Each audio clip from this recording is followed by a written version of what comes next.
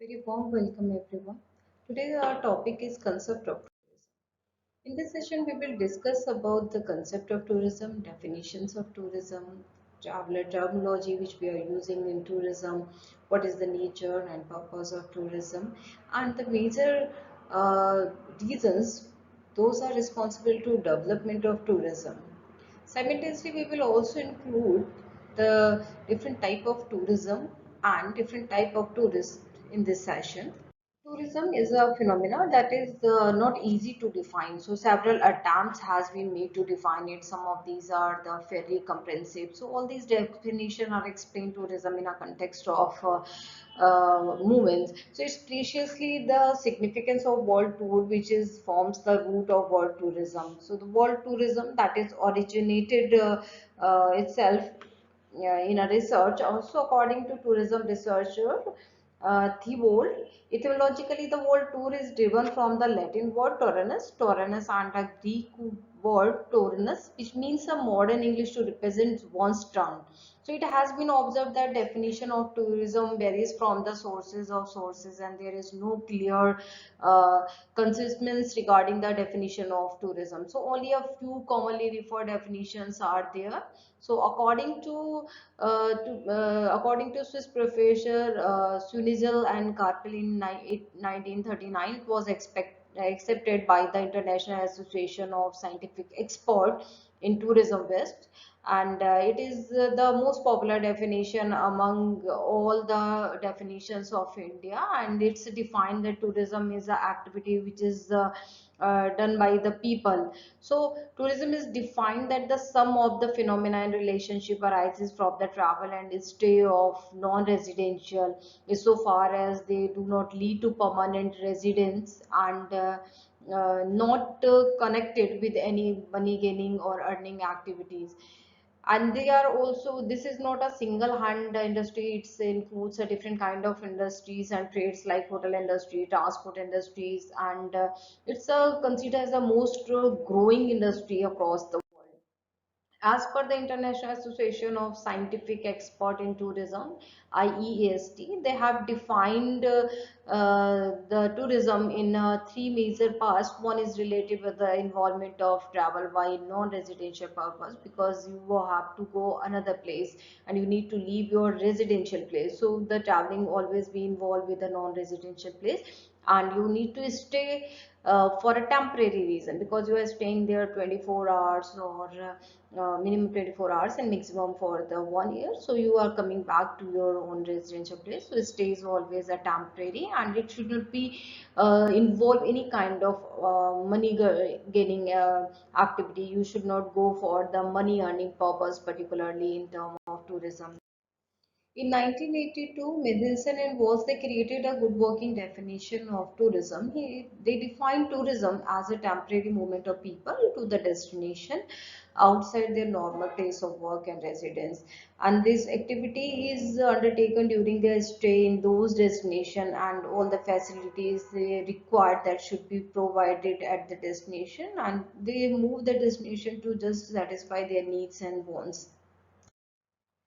United Nations World Tourism Organization, they have defined tourism as a comprise the activities and of persons traveling to and staying in a place outside their usual environment for not more than one consecutive year for their leisure, business and other purpose, not which is not related to an exercise of activity remunerated from within this place visited. It means that tourism activity takes place only when one travel from his or her hometown to another city and is staying in this city, and during their stay they should not be earn any money or get any remuneration from any activity at the place of visit. So UNATO further state that tourism is different from the travel, and in order to tourism it happens there must be a tourists are the people, those visitors who travel and stay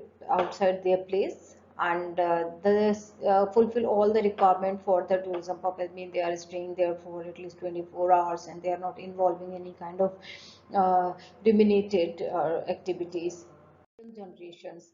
Next come the travelers. Travelers are the persons those are completing their trip between two different countries, different destination and different localities.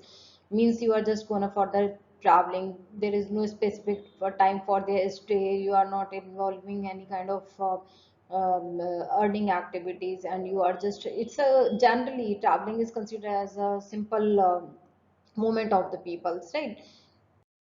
So there are different kind of travelers are there. One is those are visiting, moving for visiting friends and relatives. These people are staying at the home or friends and with the relatives. The next one is your business travelers. They oftenly uh, comes in a form of business, including your conventions, job seeking, trade shows, or many other reasons.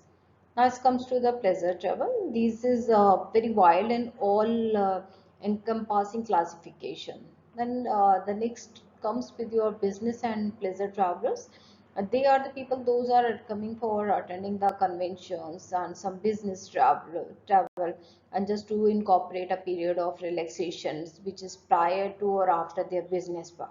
So excursionist is the one from the visitor who's traveling for the pleasure for the period of less than 24 hours. Suppose of you are visiting coming from Hyderabad to Delhi and staying in Delhi. From Delhi to you want to visit Agra. So in the morning as you are visiting to Agra and coming back to Delhi in the evening. So it means you are a excursionist for the Agra. So it's also is a part of your cruise passengers because when they are staying at a port and then they are moving nearby areas and come back to their own cruise and complete started their ride again back. So again, the basic compulsion of the tourist is also applicable for the excursionists that you should not be involved in any kind of engaging money gaining activity. So now we will discuss about the development of tourism. Why the tourism is flourishing day by day? What are the reasons behind the development of tourism? So first thing is comes with your disposable income. As we are increasing in amount of disposable income, so people can more afford to treat very well, and they are much more engaged in spending a lots of amounts on their relaxation and for their leisure purpose. Second one is companies giving more paid holiday than they used to be. Means maximum of the companies are providing paid holiday. If in government sector we are talking about the LT. So and in terms of the private sector, most of the organization are giving their paid holidays for their employees in terms of their rewards, in terms of their appraisals. So most of the people are involved in holiday purpose.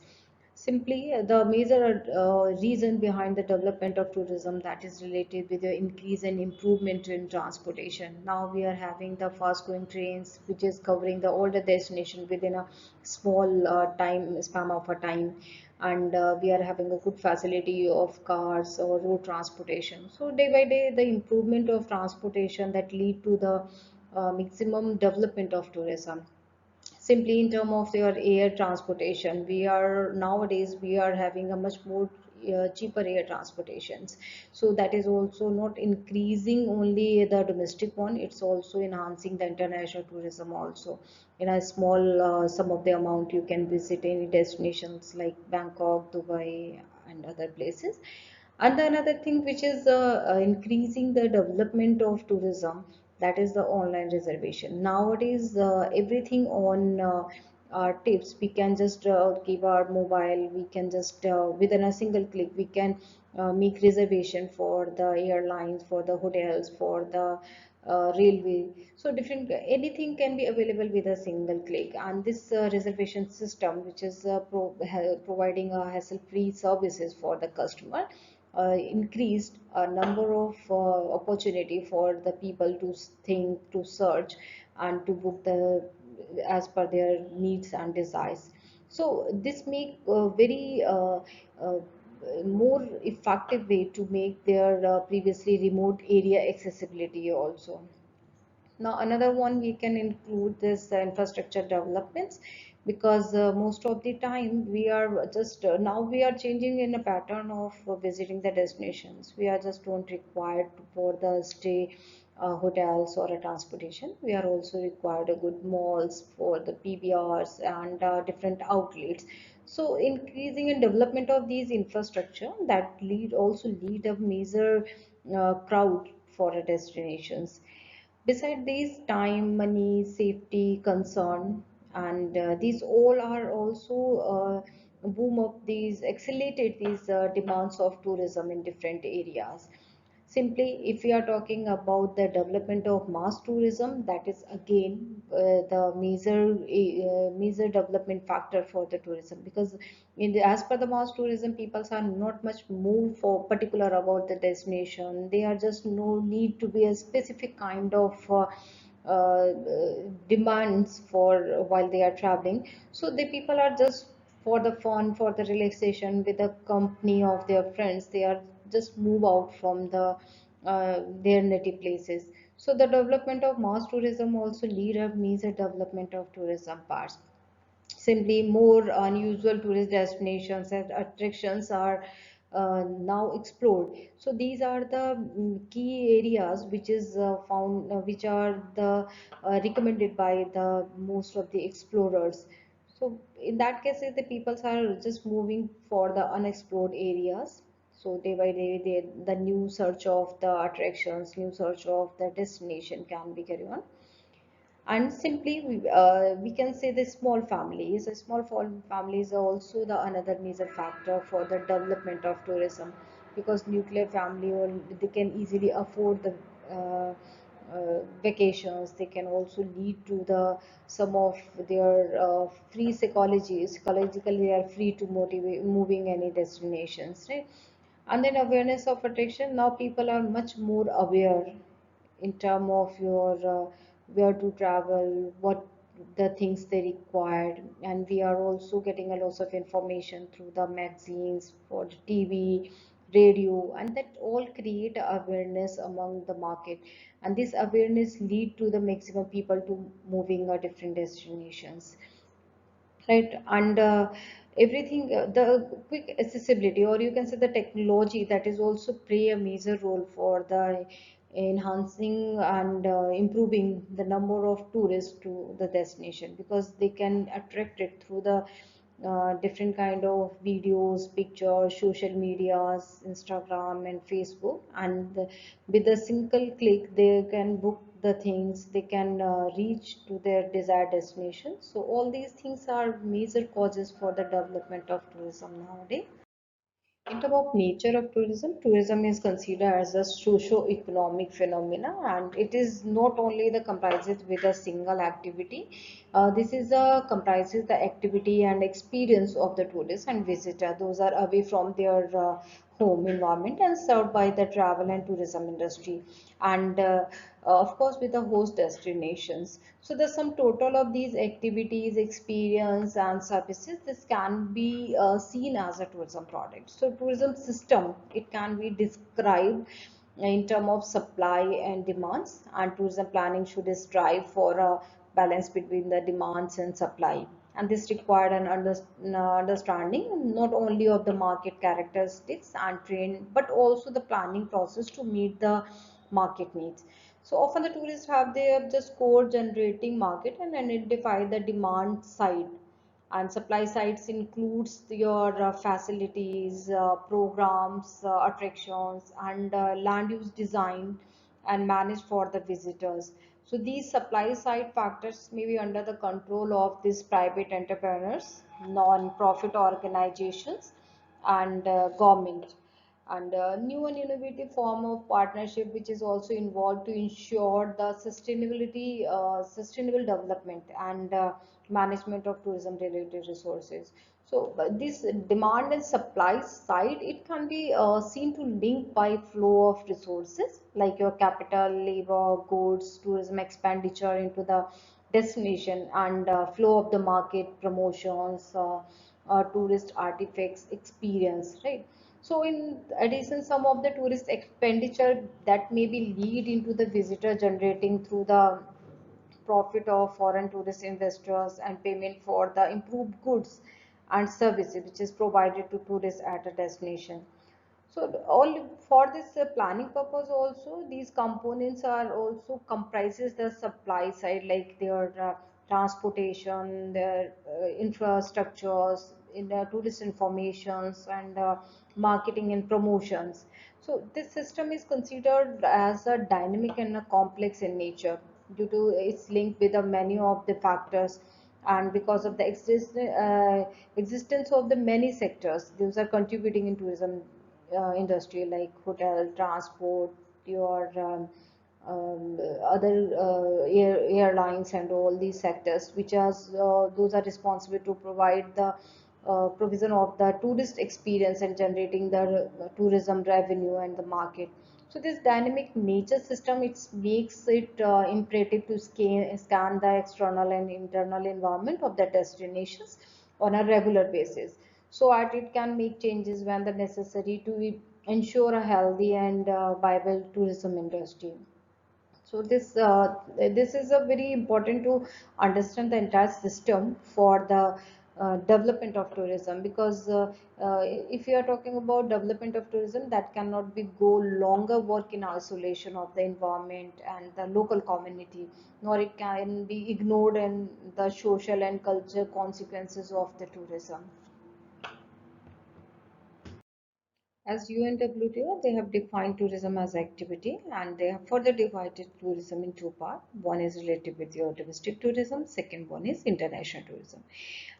For the international tourism, when people visiting a foreign country, it is referred as international tourism. And in order to travel in a foreign country, we need to uh, require a valid passport, visa, health documents, foreign exchange, and other necessary documents.